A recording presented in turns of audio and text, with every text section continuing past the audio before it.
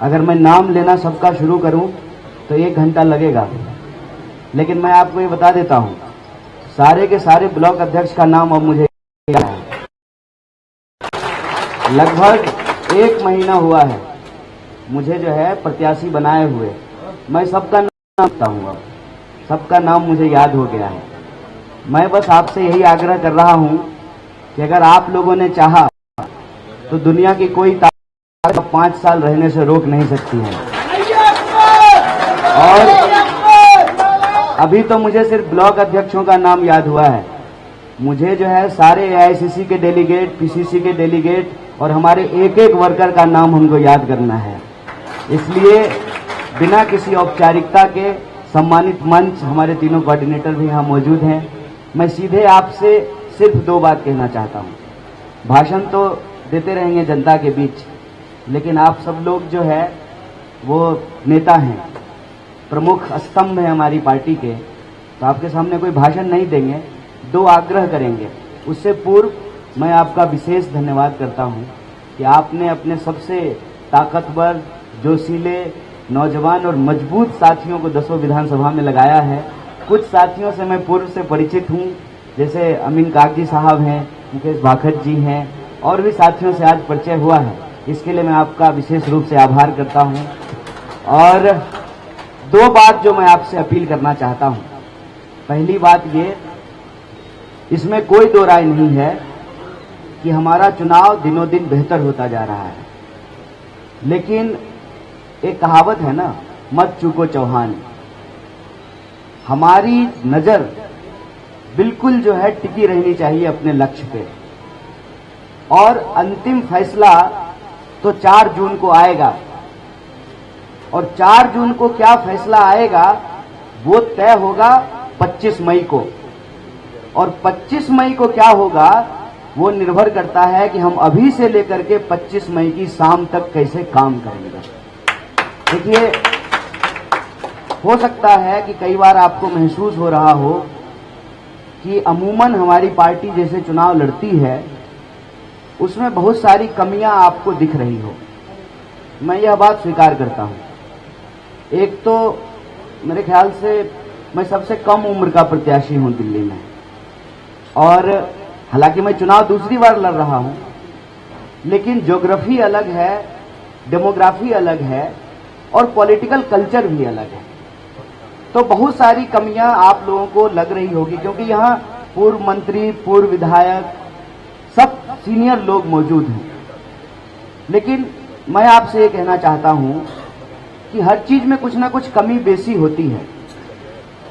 जो भी कमी आपको दिख रही है, मैं आप सबसे पहला आग्रह तो यही कर रहा हूं कि उस कमी को आप खुद को लोकसभा का कैंडिडेट मान करके, एमपी का कैंडिडेट मान करके दूर करने का प्रयास कीजिए।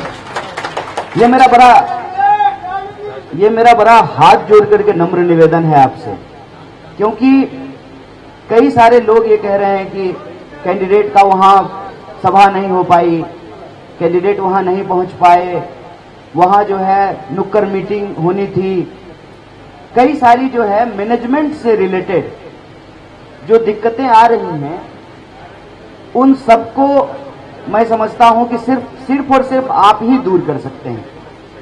बतौर प्रत्याशी मैं कोशिश कर रहा हूं कि मैं हर जगह पहुंच जाऊं, लेकिन तमाम कोशिशों के बावजूद मेरा अपना ये अंदाजा है कि कुछ जगहों पे शायद हम ना पहुंच पाएं। वहां हाथ जोड़ करके आप लोगों को ही लोगों को मनाना पड़ेगा और कहना पड़ेगा कि देखो, हम एमपी कैंडिडेट हैं, मेरी फेस की गारंटी है, मेरी गारंटी है, हम आए हैं आपके बीच में। और दूसरा अपील कि अभी तक जो भी मैनेजमेंट को लेकर के कमियां दिख रही हैं वो तो हम बर्दाश्त कर सकते हैं। कहते हैं ना कि आटे में नमक मिला सकते हैं, नमक में आटा नहीं मिला सकते। वो थोड़ी बहुत कमी बेसी चलेगी, लेकिन यहां के बाद अगर हम कोई गलती करें, हमसे कोई गलती हो अनजाने में भी, तो हम उसको अफोर्ड करने के सिचुएशन में नहीं है। वो मैं इसलिए कह रहा हूं कि पहला फेज का बीजेपी का जो अटैक था उसको हम लोगों ने झेल लिया।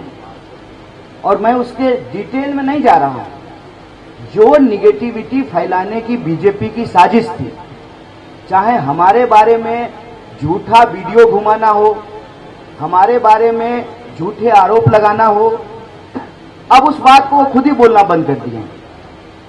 क्यों? क्योंकि कहीं ना कहीं मनोज तिवारी को यह बात समझ में आ गई कि जब हम कन्हैया को कह रहे हैं टुकड़ा टुकड़ा, तो ये सवाल हमारे ऊपर आ रहा है। और खास करके जो पूर्वांचल के लोग हैं, उन्होंने ये कहना शुरू किया कि वो अगर अंबानी का बेटा होता तब आप ऐसी भाषा बोलते क्या? वो गरीब का बच्चा है, पढ़ा लिखा है और आपकी सरकार से सवाल करता है, तभी ना आप ऐसी बात बोल रहे हैं। और अगर आपके पास कोई सबूत होता तो आपकी सरकार की जो आदत है कि लोगों को बिना सबूत जेल में डालते हैं, तो आप उसको जेल से बाहर छोड़ देते हैं। ये सवाल से अब वो खुद ही ये बात बोलना बंद कर दिए। फिर उन्होंने हमारी पार्टी की समस्याओं को प्रेस में लाने का प्रयास किया, हेडलाइन मैनेजमेंट करने की कोशिश की और जो है ये दिखाने का प्रयास किया कि कांग्रेस तो आपस में लड़ रही है। बोलिए, ये प्रयास भी उनका आप लोगों ने मिलकर के विफल किया है कि नहीं किया है? देख लीजिए, पूरा का पूरा जो है पूर्व विधायक यहाँ इस मंच पर शुमार हैं और जो दावा करते थे कि जो है एक्स एमएलए कांग्रेस पार्टी छोड़ देंगे, साहब हम पार्टी नहीं छोड़ रहे हैं, आपको गद्दी छुड़वाएंगे।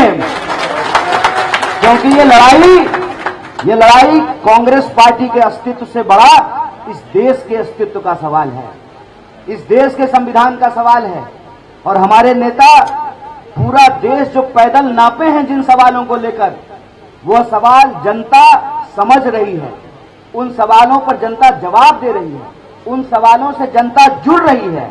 इसीलिए तो आपने इस बार का चुनाव का एक मजेदार चीज देखा है, हम लोग भाजपा के ऊपर नेगेटिव अटैक नहीं कर रहे हैं। हम में से किसी ने भी एक शब्द बोला है उनके मैनिफेस्टो के बारे में? उनका मैनिफेस्टो आया है कि नहीं आया है ये भी नहीं मालूम है। यहाँ एनआई है, आया है क्या? पता नहीं है ना आपको भी? हमारे मैनिफेस्टो के बारे में बात कर रहे हैं। सरकार आप 10 साल से चला रहे हैं, मंत्री आपके, मुख्यमंत्री आपके, प्रधानमंत्री आपके, दावा आप 400 का कर रहे हैं और चर्चा हमारे मैनिफेस्टो का कर रहे हैं। इसी को कहते हैं अब मेरी हिम्मत की चर्चा गैर की महफिल में है। और मैं आपको बता दूं सबसे जरूरी चीज कि इस बार का चुनाव राजनीतिक कार्यकर्ता और नेता से ज्यादा जनता लड़ रही है। और इस बात को आप सब स्वीकार करेंगे कि नॉर्थ ईस्ट दिल्ली भी देश से अलग नहीं है। यहां भी जनता आकर के कार्यकर्ता को पकड़ के ले जा रही है कि चलिए प्रचार करके आते हैं। बोलिए, ऐसा माहौल है कि नहीं है?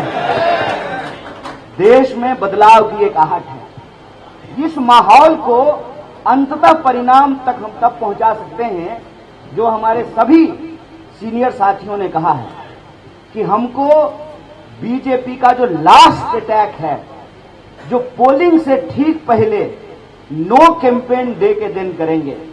अभी तो नकली भाजपा ही आना शुरू किए हैं, असली खिलाड़ी आएंगे।